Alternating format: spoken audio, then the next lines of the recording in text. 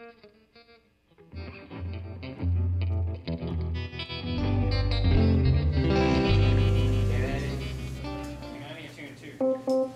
need to tune my tambourine. Everybody's got jokes. Take one, marker. It's a Chevy Bricktown Showcase. Hey, it's the Chevy Bricktown Showcase. It's the Chevy Bricktown Showcase. It's the Chevy Bricktown Showcase. It's the Chevy Bricktown Showcase. Chevy Bricktown Showcase. It's the Chevy Bricktown Showcase Special, an insider view of the Oklahoma City music scene, featuring the talents of Matt Stansberry, Daniel Walcher, Horse Thief, Taddy Porter, Brianna Gaither, O Fidelis, Will Porter, Born in November, Junebug Spade, FM Pilots, JB, Kite Flying Robot, Chad Sullins and the Last Call Coalition, and Ryan Lawson. Presented commercial free by the Oklahoma Chevy Team Dealers. Oklahoma City has a music community as diverse, original, and bursting with talent as any major U.S. city. Yet most of us only know it from the narrow point of view of an audience seat. That's why the Chevy Bricktown Showcase endeavors to learn more about the artists that share our city's stages. What put them on this path? What are their challenges? What keeps them going? How do they turn a nugget of an idea into a connection among complete strangers? Well, to find out, come hang with the band and get to know a few of these modern troubadours. I started playing piano in the church. My grandfather had this old beat-down piano at the house that I would every day just go and pluck on this thing. And man, next thing you know, everything started making sense to me as far as the sound of the notes and things like that. I remember the first time my mother saw me play the piano was, I had to be like 20-something. So, but I've been playing since I was like 7. I've been playing for years, and nobody ever, no one ever knew it. I got into music because my parents are really big music listeners anyway. My mom's was kind of a hippie, and dad's more into like kind of the country, so I was like musically confused. But I liked it all. Whenever I was little, my mom, she saw that I wanted to do music. When I turned 10, I wanted to be Michael Jackson. So I would like rap over the breaks in Jackson 5 songs, like the, you know what I'm saying, stuff like that. Yeah. You know, and when I turned 10, she went out and got me a, you know what I'm saying, like a real legit mic. Yeah. Had a mic stand, all that. So I tried out for the talent show in 5th grade, and the teacher came who was doing the talent show. She came and said, well, "Do you want to like MC it?" And I'm like, all right, you know what I'm saying? And so, yeah, and I realized I wasn't afraid, you know what I'm saying? Like, I just had like the urge to like want to perform and stuff like that. My parents were super strict, so we weren't allowed to listen to secular music as when I was growing up. So my brother had this like science kit where he had like the one earpiece, but I rigged it up to where I would sneak country music stations, and I would like hide under my blanket at night and listen to like, you know, old country songs. Haggard and them? Yeah. That was really what inspired me to be a writer. I was like, the storytelling and that stuff. It's like you watched a movie in 4 minutes, you know? This whole song, you see it all play out in your mind, you know? And I was like, wow, I really want to do that. The heaven's gates are open. Or let the angels guide you in. We know where you're going, 'cause we all know who you've been. When did you realize I gotta play music? Some of my earliest and fondest memories were of dancing around in the living room playing maracas and tambourine with my parents to Beatles and Beach Boys. Mambo number 5. Yeah. I knew that I always liked music, but then I got into show choir, believe it or not, when I was 15. And I got a solo in front of the entire school, and it was during this Grease medley, and I had this high note at the end of the solo. So I sing the solo, and I hit the high note at the end, and then there's like this silence over the crowd for like a second. And then like 500 people just went, we didn't know you could do that. I was like, I didn't know either. This is great. How about you guys? Like, what was the first time like when you were a kid? I started out on guitar, and I had a Marshall 8-inch 15-watt combo amp and just playing AC/DC with the gain like turned all the way up and like just ripping those chords, like you feel like a giant on top of your bed in your bedroom. Like, oh yeah. Still feel like that. The desire to make music may come from inside, but the kind of music one makes almost always comes from someone who came before. What does influence you guys? Are you all influenced by different things? I was very raised on like folk and 1960s, just generic rock. My dad would listen to like Luther Vandross, Whitney Houston, and it's really awesome. And all my mom listens to is like country music and stuff like that. And when I first started playing music, I really got into like really technical, progressive like rock with like really fast instrumentation.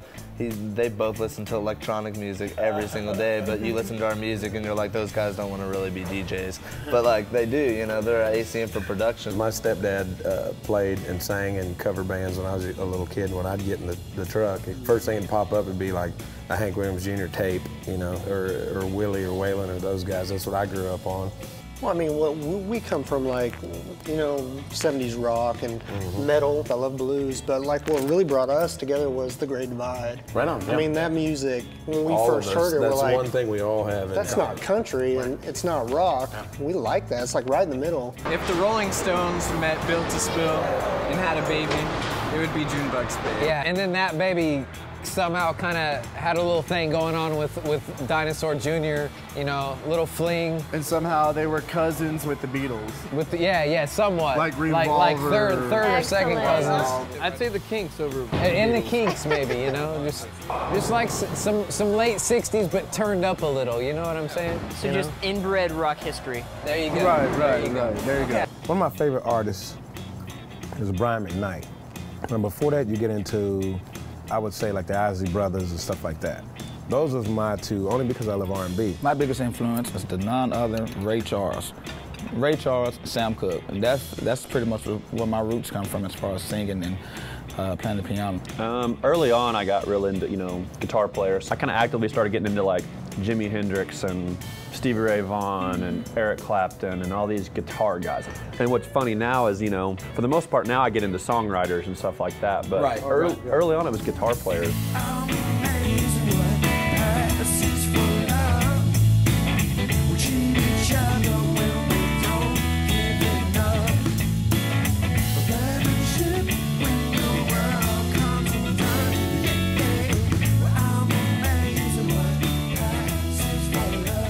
I was influenced by all these like Townes Van Zandt and Willie Nelson and stuff like that. But you know, now like what I'm listening to is some bands from Austin. You know, they really, watching them, I've kind of learned from them to express myself and not hold back whenever I'm on stage. I mean, we're all standing on the shoulders of giants. It just kind of, I think it's the attitude of each band member that makes a band. You know what I mean? The artists of the Chevy Bricktown Showcase cover a broad range of sounds and styles, but there's at least one trait they all share. They all perform original music. That comes with its own set of challenges, not the least of which is actually writing it. How do you go about writing a song? It's a pretty simple process for me. Just sit down, play the guitar, and I mean, sometimes I'll get an idea. There'll be times I'm laying in bed and I'm reading a book and I'll just relate to it in a way that's like, hey, you know, it'll get my creative juices flowing. And so it starts with something so simple. What is your guys' process of songwriting? Well, the last couple of years it's been, I'll end up writing the song just acoustic, simple, you know, raw at home or whatever. And I don't know about you guys, but on days where I say, okay, I'm gonna sit down and write a song today, never happens, never. So just when they show up, and when I get it, I take it to these guys. And like, especially when we get together for pre-production for the record, it's like, okay, I've got piles upon piles of paper of songs, you know, and let's pick this one and that one and try it out and see how that goes. And, well, I want to try this part and let's do this and that. It's actually only been more recent that I've started to write with other people or having other people add input. And so I see the writing process as very much having to do with these guys and with what they have to put on the table, but most of the core of the song happens with me at a piano by myself. And when I say this, I don't lie. With there ain't no you and I. When I say this, I don't lie.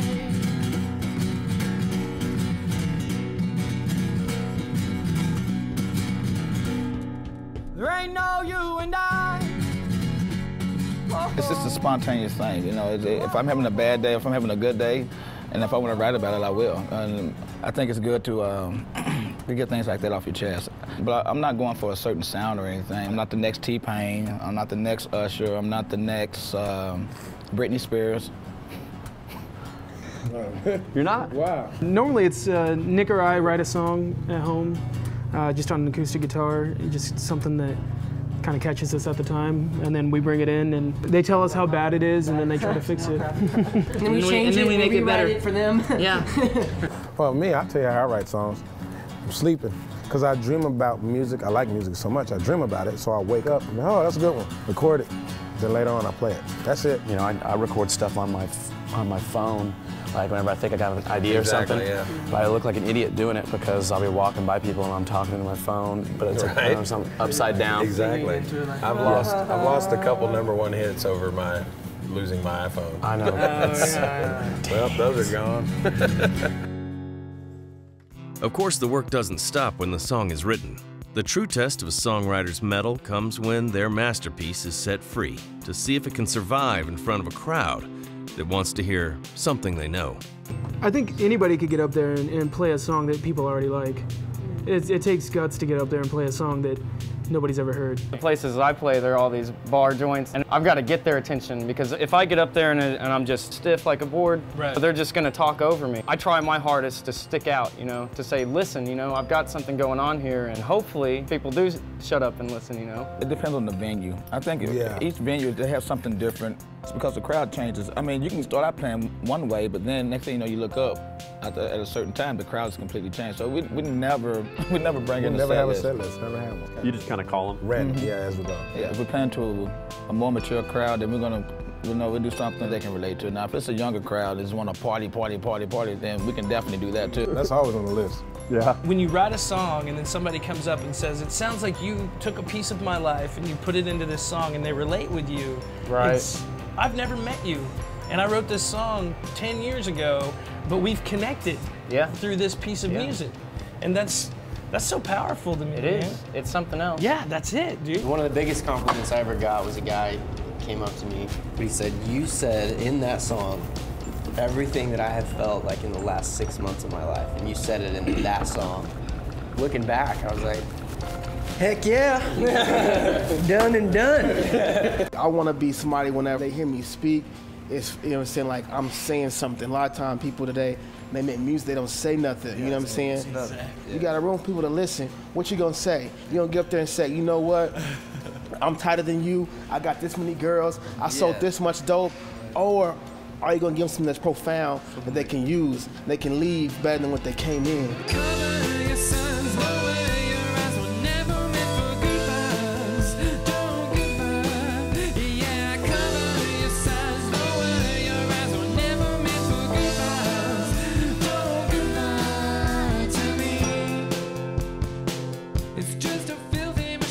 I mean, every show's like a roll of the dice, so. Sometimes we have some really crazy, dancey audience that want Nick to take his pants off. I've heard the question, what size pants do you wear? Was I asked, or did they ask you what size? They just yelled it out. You didn't answer them. I like to leave them guessing.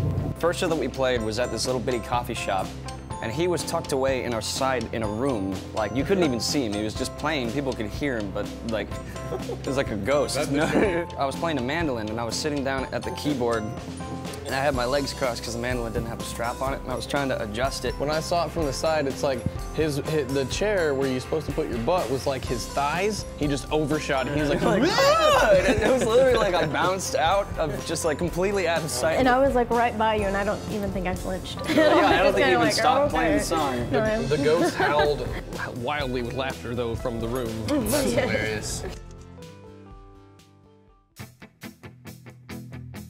Of course, one can only play so many home games before it comes time to take the show on the road. And where there's a road gig, there's almost certainly a new story to tell. We've been touring on it ever since we put the album out. We've been very busy. I think last year we played 285 shows. So yeah, so it's not as much, it's not a lot of glamour. No, it's really not. We were driving back the other day from Indiana, and like our trailer door the whole time, like you can see a drum starting to peek out of it. So we had to go to Walmart and buy a cargo net and nail it into the gap where the door was. Like our van's brakes are going out, only one windshield wiper works. And so it was like the Beverly Hillbillies do a tour. Do you guys ever take your equipment into the hotel room just because you're so nervous about the part of town you're staying in? I don't think we've ever stayed in a hotel room. Oh, really? We always find somebody that we at least kind of know to stay with. Yeah, strangely enough, even though we were staying with family members, we did actually stay on we felt like rock stars because we were on a tour bus. And a long story short. Yeah. In a garage. In a garage. Yeah, so it's not what it sounds like. Me and a band that I was playing with for a while, we played this this motorcycle rally, right? And the majority of us all had girlfriends. We got there, and like 15 minutes later, we're all like, "Hey, babe, you can't come. I'm sorry. I'll see you later." They were not allowed to come because it was so crazy. They gave away a free $100 tattoo thing to whoever had the biggest knife on him. And I saw like 20 burly dudes going, "Right here, man, I got this knife right here." I'm like, oh! That sounds like my kind of people, man. Oh, man. Oh, I mean, it was fun, don't get me wrong, but I was like, this is no environment for a significant other at all. And Liz and I went on tour a couple summers ago and all the way up to Seattle and back, and we managed to find some place to stay every single night. Either like friends or family. Couchsurfing.com. I think a couple shows were even like, "Hey, we need a place to stay tonight. If anyone has any leads," and somehow something would come through. It was kind of amazing. I know I've hosted a few bands at my house, but I'm always just scared that we'll get the wrong person. That just let's come in and chop us up at night. Yeah. So, I didn't like your band.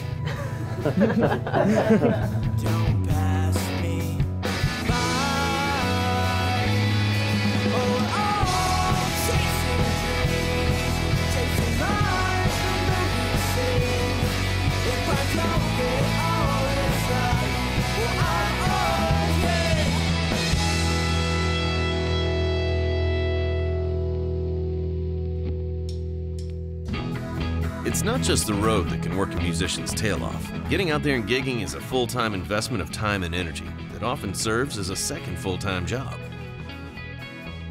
It's just kind of an odd dance between business and art. Obviously, art is the whole purpose for why we're in music, but you have to have the business side of it to fuel the art. You have to have that balance, honestly, to make it work. If you don't have that balance, you're just going to be a local artist playing coffee shops, which is fine if that's what you want. So how do you guys maintain that balance? For me, I work, do the two bands thing, but if it's what you love, you make it happen. Ideally, it'll pay off at the end, hopefully. I would say probably my interesting thing that people are most surprised about whenever they see me play is that, like, I'm a grant writer at OU. Yeah. And for a living, I write grants for surgeons at the Health Sciences Center in the Department of Urology. And people always get a kick out of that because they think that I'm just gigging, and I want to be just gigging, but you got to be realistic about it, and it's baby steps, So, how do you make sense of staying financially afloat and making money during gigs? We spend all our money and then we take out of our own pockets. We actually opened a band account, which was a great idea. Yeah, we've been trying to get everything down and budgeted, and because I guess a lot of people don't realize that it's like running a small business these days with a band, because you don't want to spend too much when you go out on the road, and you have no money when you come back. We're really just trying to learn how to be a band on a budget. Well, the cost of doing the actual show is usually greater than the cost than what we actually get for the show typically. We'll rock for gas. Yeah. I've been coming up and out of the sun. See me hear the atmosphere, dancing of a million lights. It seems that I'm home again. I'm coming up and out of the sun. It seems to me that all the things I see so random way up here. I'm 26 years old. I have an awesome wife. I hope to have an awesome family someday. I need to figure out how I can do what I love to do, but also be monetarily successful at it. You know, I feel like right now there's kind of a struggle with the business side of music in Oklahoma. But the tough thing is we have to be all-encompassing. Yeah. You have to be your own manager. You have to be your own booking agent. You have to be your own which is so much time. And it's a lot of time away from your job and that kind of thing. More corporations that get involved with music and stuff like this, with Chevy and all that stuff, doing this stuff, I mean, that kind of adds a business aspect, because I couldn't go out and, you know, reach this audience by myself. You know, I don't have the financial means, I don't have the industry means to be able to do that. So the fact that somebody's stepping up to showcase these Bricktown artists is awesome, you know?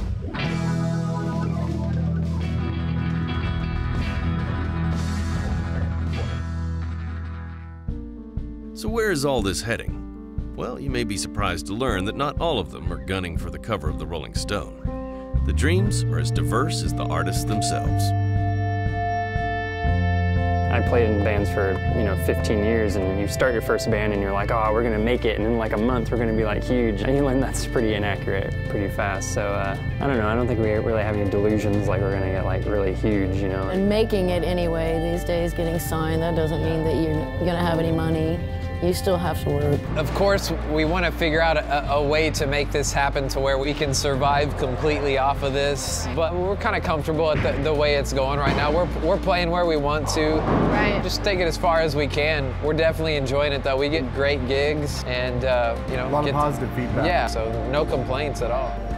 Man, I just want to be to a point to where I'm living comfortably. You know what I'm saying? I'm keeping my lights on, feeding my family with music. If I could look at anybody's career and say, man, I like how they did it, they have to be like Atmosphere, Slug, and just because like they really worked, you know what I'm saying? And it wasn't like, well, they had videos on MTV, so you know, it was none of that. It was that they really worked at building up a fan base and grinding out on the road and stuff like that. And business-wise, like career-wise, man, they did it. I think that's tight, man. Where do you see yourself?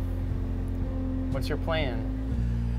Man, I mean, I want to continue gigging and continue, building a fan base. And, I would be happy with being able to afford a decent lifestyle and take care of my family and everything, but I'd be lying if I didn't say that I want to be a straight out freaking rock star, man. I want to record with all my heroes. I want to stand in front of 50,000 people and say, yeah, I did that, and I rocked them, And I'm just gonna keep playing and, keep trying to inspire people through my music and keep trying to be the best artist that I can be. Because it's not the money that you should want or the fame or anything like that. Your goal should be to be the best artist that you can be and connect with as many people as you possibly can. And if you can do that, then I kind of feel like, if you're talented, then everything will kind of take care of itself. Yeah. Or at least I'll keep living under that dream anyway. The definitions for success as a band are, I don't know, it's getting a lot more realistic and a lot more honest with, record sales dropping and the larger companies that are in charge of media. Things are getting more difficult for them, and it's getting a lot easier to be a regional band and have a fan base and have music out there. And it's not going to come with a lot of money, but the options for longevity are there. And as long as you keep playing live shows and stay active, create new material, be a musician, it's completely feasible to do it for 30 years, save money, just have a family, do everything. I think as long as people are coming to shows, that's a good sign. Mountainous creative challenges, limited respect, long trips with lousy accommodations, endless hours of hard work, and little or no money. With a job description like that, you gotta wonder what keeps them going. Why do you guys do this? It's so hard. It's so depressing. It's an uphill battle every day. Free food. No, I think, honestly, first of all, besides the joy of just getting to perform music and getting to express yourself in the music, but I think also just like the experience. We have so many awesome stories. Like one day we'll, just be in Oklahoma, and then the next week we'll be in a basement playing with chickens on the stage and meeting a bunch of interesting people. What keeps me going? My family, this man, and just the passion. Because music is something that you have to honestly love it to be able to do it. It's not for everybody. I mean, let's just be honest. I think it takes a certain type of person It who does. can do It it, does. but like, if you're that type of person, it's the most addicting drug there is. Like being up there and having somebody sing your lyrics back. to you, yes. Yeah. It's just like I have something inside that the only way I can get it out is by doing this. I play because I can't not play. It's like I have to do it. I have to get out and play. I have to write. I'd be doing these things anyway, so why not pursue them a little bit harder, you know? I want people to come and see JB and be like, you know, man, he sure did dress well. You know what I'm saying? Yeah, like nah, I want them to say, man, like that dude, he changed my life. You know what I'm saying? Like, I understand now. I'm better than when I came in here. And that's the reason why like I do what I do and I say the things I say is because, man, like it's important to me. And if I can do that before I die, man, I feel like I'm successful. Local music defines and enriches a community, and it only thrives with your support. So treat yourself to a night out sometime and cheer on a local musician. They've earned it.